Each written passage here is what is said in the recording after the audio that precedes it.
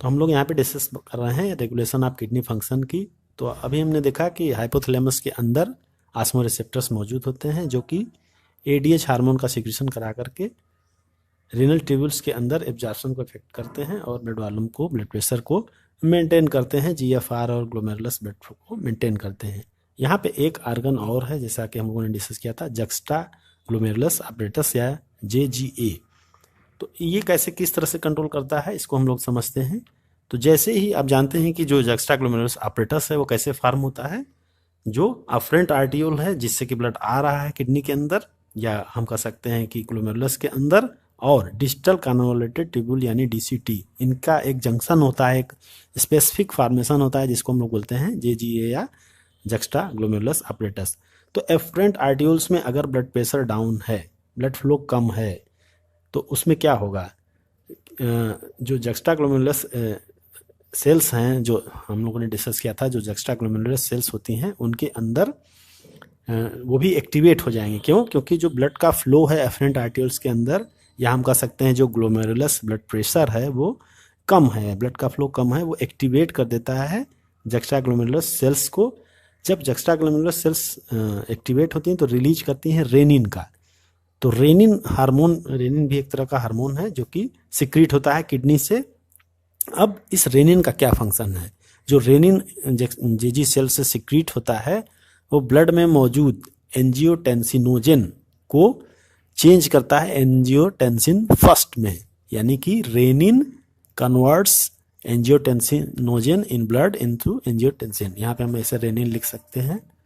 तो रेनिन जो होता है वो किडनी, यही जो जेजी सेल्स हैं यही रिलीज करती हैं एंजियोटेंसिनोजेन जो कि ब्लड में मौजूद है, उसको चेंज करेगा एंजियोटेंसिन फर्स्ट में, और फिर इस एंजियोटेंसिन फर्स्ट को कन्वर्ट करेगा एंजियोटेंसिन सेकेंड में।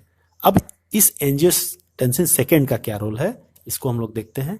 तो एंजियोटेंसिन सेकेंड है वो दो काम करता है। एक तो ग्लोमेरुलस ब्लड प्रेशर को क्या करेगा, इंक्रीज कर देगा, ग्लोमेरुलस ब्लड प्रेशर को इंक्रीज करेगा। कैसे इंक्रीज करेगा? ग्लोमेरुलस ब्लड वेसल्स का वैसो कंस्ट्रिक्शन करेगा। जो ग्लोमेरुलस है आपका इस तरह से, यहाँ पे ये वोमेन कैप्सूल है और इसके अंदर जो ग्लोमेरुलस यहाँ पे आ रही है इसमें ये वैसो कंस्ट्रिक्शन करेगा। यहाँ पे ऐसे ग्लोमेरुलस जो आ रही है इनका वैसो कंस्ट्रिक्शन करेगा। जब वैसो कंस्ट्रिक्शन करेगा तो क्या होगा, इनके अंदर का ब्लड प्रेशर जो है वो बढ़ जाएगा। जब ब्लड प्रेशर बढ़ जाएगा तो ऑब्वियसली GFR या ग्लोमेरुलस फिल्ट्रेशन रेट भी इंक्रीज हो जाएगा। तो ये फंक्शन होता है किसका, एंजियोटेंसिन सेकेंड का। और ये कहाँ से कैसे एक्टिवेट होता है? रेनिन के थ्रू, जो कि जक्स्टा ग्लोमेरुलस सेल्स हैं उनके थ्रू होता है। तो इस तरह से जब ये यहाँ पे वैसो कंस्ट्रिक्शन होगा तो ये ब्लड फ्लो क्या होगा, बढ़ जाएगा। तो ये एक्टिवेट क्यों हुआ, जेजी सेल्स क्यों एक्टिवेट हुए? क्योंकि ये जो ग्लोमेरुलस फिल्ट्रेशन रेट था वो पहले कम था, या यहाँ पे ब्लड प्रेशर जो था वो कम था, और जैसे ही कम हुआ और उसके बाद जब ये JGA पर पहुंचा, जक्स्टा ग्लोमेरुलस apparatus पर भी जब वहाँ पे रिसेप्टर होते हैं जो उन्होंने देखा कि यहाँ पर ब्लड का फ्लो कम है तो वो तुरंत रेनिन को सिक्रीट करते हैं। और जब रेनिन सिक्रीट होगा तो एक सीरीज ऑफ रिएक्शन के थ्रू वो फिर से वैसो कंस्ट्रिक्शन कर देता है। तो जो यहाँ पे कम था ब्लड प्रेशर पहले, वो रेनिन के बाद एंजियोटेंसिन फर्स्ट, फिर एंजियोटेंसिन सेकेंड। तो एंजियोटेंसिन सेकेंड इस रेट को बढ़ा देगा, इसको वैसो कंस्ट्रिक्शन को बढ़ा देगा, जिससे GFR इंक्रीज हो जाएगा। तो ये एक्टिवेट हुआ GFR के कम होने की वजह से, और अल्टीमेटली रिजल्ट हुआ इसका GFR इंक्रीज हो गया।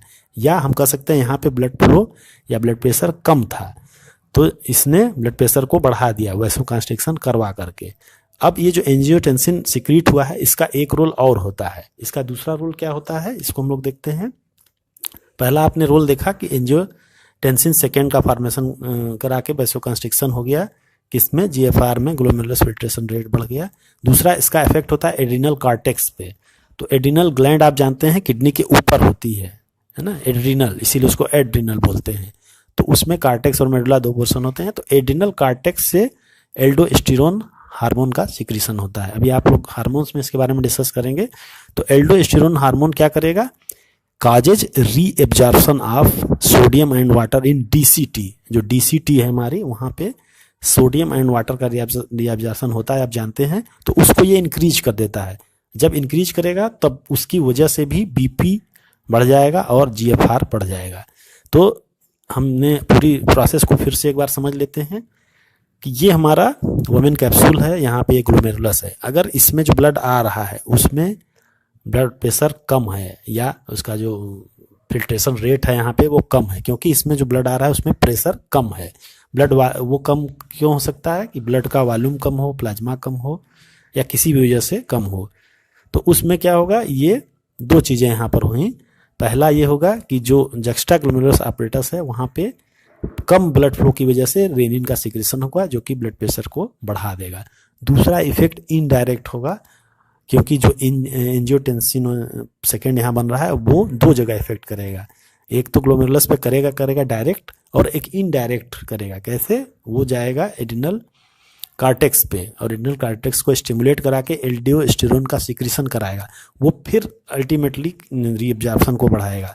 तो एक का असर इसके ऊपर हुआ, यानी कि रेनिन जो है एंजियोटेंसिन सेकेंड है वो इसका असर कहाँ हुआ, एक तो इसके ऊपर हुआ सीधे, और दूसरा जो है ये एंजियोटेंसिन सेकेंड का दो जगह रोल, एक तो डायरेक्ट इसके पे हुआ और दूसरा जो है ये जो आपका ट्यूब्यूल्स हैं इनके ऊपर होता है, लेकिन डायरेक्ट न होकर ये इनडायरेक्टली इफेक्ट करता है।